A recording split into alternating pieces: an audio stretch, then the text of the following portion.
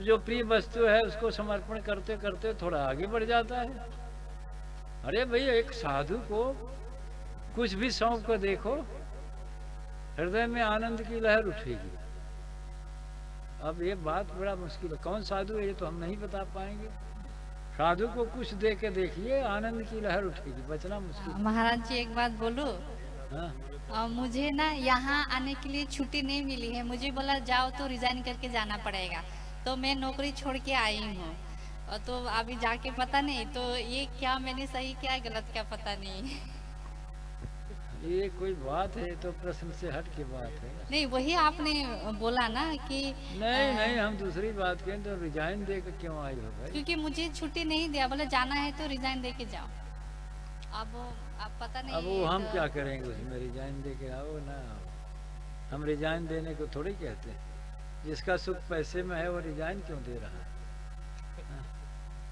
अब जिसको पैसे में सुख दिखाई पड़ रहा है वो रिजाइन क्यों दे रहा है? वो तो अपने सुख के लिए उसे पैसा चाहिए ही। अब तो पैसे में दुख हो तो रिजाइन दे तो समझ में आता है। अभी कह रहे हो पैसे से सुख है तो पैसे को रिजाइन क्यों दे रही है? ये तो ठीक नहीं है। हम दूसरी बात कह रहे हैं, साधु को कुछ भी अर्पित करके देखो, आनंद की लहर उठेगी अस्तित्व में। साधु को कुछ भी कोई अर्पित करके देखे, लेकिन अर्पण का अर्थ नहीं समझते लोग ना।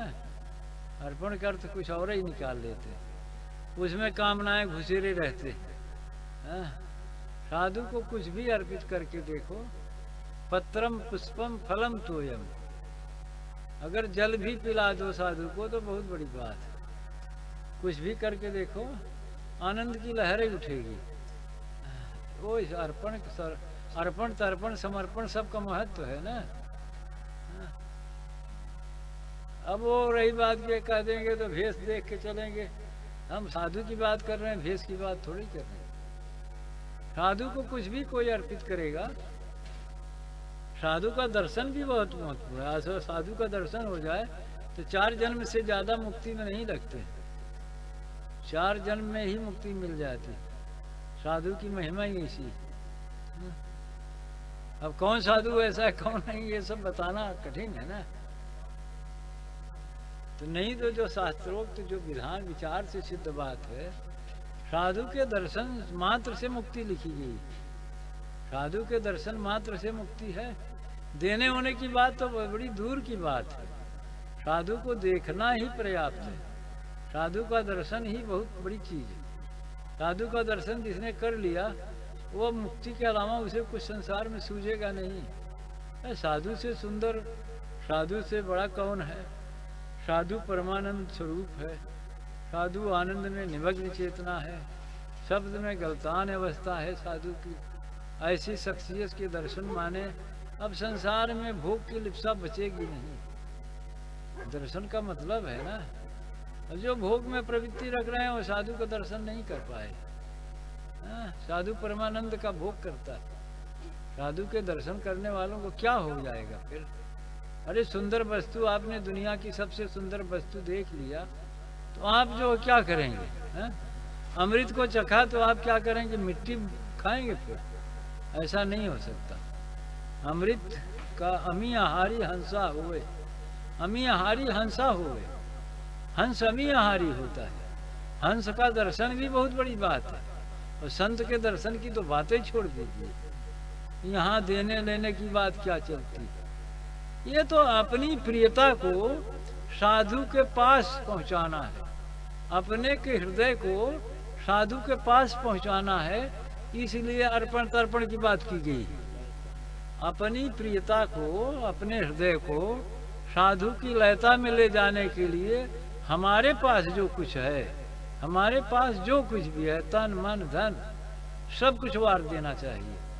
तो हम साधु की प्रियता में, उसकी लय स्थिति में हो जाएंगे, हृदय के समसरता में हो जाएंगे। बस इतना ही तो करना है। हृदय की लय, हृदय की साधु के हृदय से मिल गई, बस अब क्या काम बाकी। फिर सूरत आसमान पे चढ़ना शुरू हो जाएगी। इसलिए ये बात कहना कि साधु को देना है, साधु को देने को क्या है।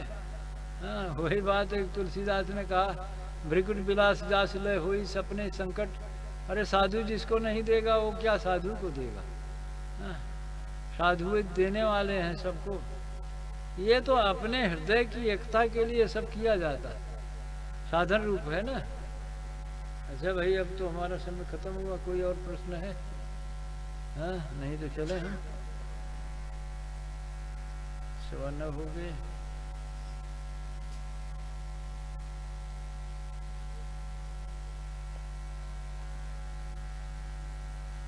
हाँ हाँ, बताइए, कुछ और कहना है? हाँ?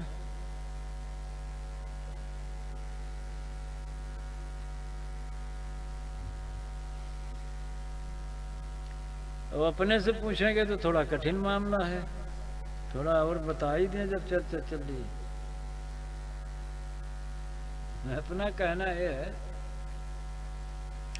जहाँ हम प्राणों का अर्पण करेंगे, जहाँ हम तन मन का अर्पण करेंगे, वहीं तो हमारा जीवन भी सिद्ध होगा। तो अगर साधक भूमिका है तो अपने प्राणों को अर्पित कर देगा साधु के चरणों में, बस उसका काम हो जाएगा। प्राणों से कम कुछ अर्पण करने से काम नहीं, प्राणों को अर्पित करना पड़ता है। शीश दिए जो गुरु मिले तो भी सस्ता जान। अरे दुनिया की सबसे सुंदर चीज है, हाँ? साधु जो है तारने की सामर्थ्य से युक्त होता है। अब ऐसे तारनहार के पास, हाँ? गंगा जी मिल जाएंगे तो गढ़ी में कौन स्नान करता है भाई? कामधेनु मिलेगी तो छेड़ को कोई धोता है? अरे साधु मिला तो फिर जीवन का काम करना है। तो देखिए, ये प्राण तो बहुत बार जाएंगे, कितनी बार ये शरीर को छोड़ा है, कितनी बार प्राणों की हानि हुई है, मृत्यु हुआ है, जन्म हुआ है। साधु को एक बार प्राण देने से फिर जन्म मरण का चक्कर खत्म हो जाएगा। इससे बड़ी कोई चीज नहीं है, अमरता सुलभ हो जाएगी। तो अब जो जानते हैं वो देर नहीं करते। अगर साधु का दर्शन मिला तो तन मन धन सब हारी हम मिले जो ऐसा को धुन आने जीव गगन की सो मेरो। हाँ, अच्छा भैया, हमारी हारमोनियम हमें दे दीजिए, हम चले जाए। हाँ, भजन से ज्ञानियों के पास जाया जाए, ज्ञानियों के पास जाया जाए, सत्संग किया जाए, अपनी बुद्धि को सही किया जाए, चित्त को शुद्ध किया जाए। ये नहीं साधन है क्या? ये भी साधन है जैन जी, ये भी साधन है कि नहीं? तो फिर कितना पैसा लगाया सत्संग के लिए? तो इसीलिए ड्रग्स पीते रहते हो? तो फिर क्या मंदिर में कराते रहते हो? मंदिर में क्या कराते हो? ये अपने लिए तो कुछ किया नहीं, ये तो अपनी परंपरा का पोषण कर रहे हो। दुख से मुक्त जैनी थे जिनकी सेवा कर रहे थे, तो फिर कैसी बात हुई? हम तो बार बार कह रहे हैं जागृत चेतनाओं का सानिध्य प्राप्त करना है, तो पैसे की आवश्यकता होगी। कितने अनाथ बच्चों की सेवा किया, कितने दिन दुखियों की सहायता किया, करते रहते। शायद तो इसी कारण यहाँ पहुँच भी पाए हो, नहीं तो तुम जैसे लोग यहाँ पहुँच नहीं पाते, बड़ा मुश्किल होता। कुछ तो संस्कार रहा हो तभी आ गए ना, नहीं यहाँ पागलों की भीड़ में क्यों आते? हाँ? तो हो गया, कोई संस्कार रहा हो तो आ गए भाई। लेकिन वो है, लेकिन ज़्यादातर तो दुरुपयोग चल रहा है ना, ज़्यादातर लोग पैसे का दुरुपयोग करते हैं। अगर पैसा अपनी चित्त शुद्धि के लिए है तो ठीक है, वो साधन रूप है। पैसा कर्तव्य कर्म की पूर्ति में लगेगा, ठीक से कमाई करके तो ठीक से बच्चों का परवरिश करना चाहिए, जिनसे जिन जीवों से संबंध है उनकी देख रेख करनी चाहिए। इस सब में पैसे की आवश्यकता है। अगर आदमी गृहस्थी के संस्कारों को पूरा कर रहा है तो उसे पैसे की आवश्यकता पड़ती है। हाँ? कोई महापुरुष आश्रम चला रहा है तो उसे भी तो पैसे की आवश्यकता पड़ेगी। तो पैसे की आवश्यकता पड़ती है, ऐसी बात नहीं। लेकिन वो पैसा भोग का साधन भी है, ये भूलना नहीं चाहिए। वो सुरा सुंदरी का भी साधन है, वो नरक में जाने का साधन भी है। अगर पैसे का गलत उपयोग किया गया, चोरी डकैती छिनैती और टैक्स चोरी से कमाया गया पैसा इस्तेमाल किया गया, तो वो पैसा आदमी का पतन ही करेगा, उसे कोई उसकी उन्नति होने वाली नहीं है। तो पैसे का दुरुपयोग भी है, पैसे का सदुपयोग भी। अब अपने मनस के ऊपर है कि पैसे का उपयोग कैसे करते हैं। आगे क्या प्रश्न है बताओ? नहीं, समय भी हो गया।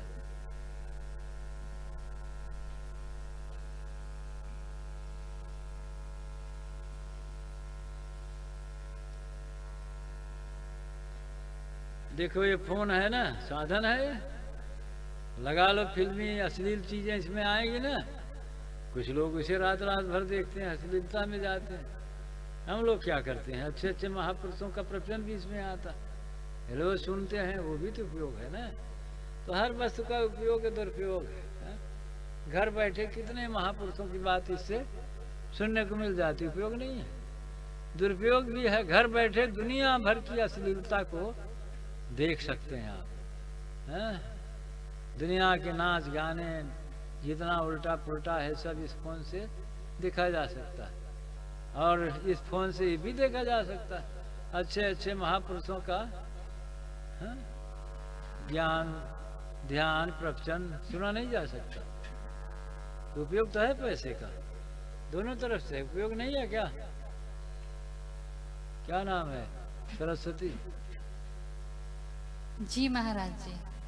उपयोग है। हाँ, हाँ, उपयोग भी है, दुरुपयोग भी है। लेकिन सही गलत को कैसे जाने? जैसे आपने कहा कि कोई साधु पैसा नहीं मांगता है, वो बात की बात है।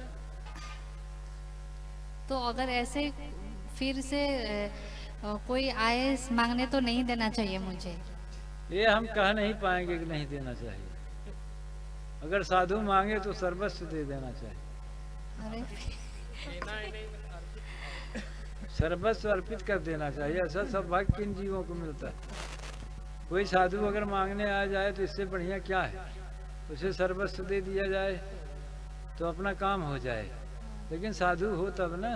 तो वो तो साधु ही था ना महाराज जी। वो साधु भेष में था ना, हमें क्या पता। साधु तो भेष में था, तभी तो तुम जीवन से निराश हो ना। साधु को सब हृदय सौंपने के बाद परमानंद की लहर चलती, नहीं समझ रही? हाँ, करके देख लो, साधु को हृदय सौंप दो, परमानंद की लहर उठेगी। जो जीना नहीं चाहती तो सोचो कि और थोड़ा जी लेते, और थोड़ा जी लेते। हाँ, राम बुलावा भेजिया दिया कबीरा रोए, और जो सुख है सत्संग में नहीं वैकुंठ ही होए। वैकुंठ में वो सुख कहाँ है जो सत्संग में है? हाँ? हृदय को सौंप को देखो क्या होता है। हाँ? परमानंद की लहर उठेगी। हाँ? उठे लहरिया नूर के, हाँ? दिल में सिखरिया तूर के। हाँ, तो भाई अब सब चीजें हैं, सकल पदार्थ हैं जग माही, कर्म ही नर पावत नहीं। अरे पैसा देना भी तो बहुत कला की बात है। पैसे में जीव इतना आसक्त है वो भी नहीं सौंप पाता है। पैसा कम महत्वपूर्ण है। देखिए, जो समर्पण को सिद्ध करना होता है, जो बहुत प्रिय वस्तु होती है, उसी को सौंपा जाता है। इब्राहिम ने क्या किया कि कहीं भेड़ ले जा रहे हैं, कहीं बकरी ले जा रहे हैं, कहीं भैंसा ले जा रहे हैं, कोई कुर्बानी कबूल नहीं। अंत में थक गए तो पूछा क्या? अरे कहें प्रिय वस्तु देना है, सबसे प्यारी कौन चीज है? कहें बेटा है, कहें दो उसी की कुर्बानी। तो बेटे की कुर्बानी दिया, तब अल्लाह ताला परमात्मा खुश हो गए। हाँ, तो दुम्मा भेड़ा निकल गया। तो मुसलमानों भी गजबे निकाल लिया दुम्मा भेड़ा की कुर्बानी। बकरी काटते रहते हैं। हाँ, क्या कहा जाए, आगे कहें भी तो उन्हें बुरा लगेगा, तो लोग कहेंगे आप ऐसा बोलते हैं। वो कर्म की गति मुसलमान जानते नहीं, पता नहीं क्या कयामत में हिसाब करेंगे। अरे भेड़ बकरी काट रहे हो, इसका हिसाब कैसे होगा? तो लिख लिया कि नहीं, ये तो खुदा ने कहा ही नहीं, ये तो आपके लिए है ना, इन्हें काटो और खाओ। तो खुदा का विधान है कि वो भी आपको काटेंगे खाएंगे। समझ में आ जाएगी बात। वो तो होना ही होना है।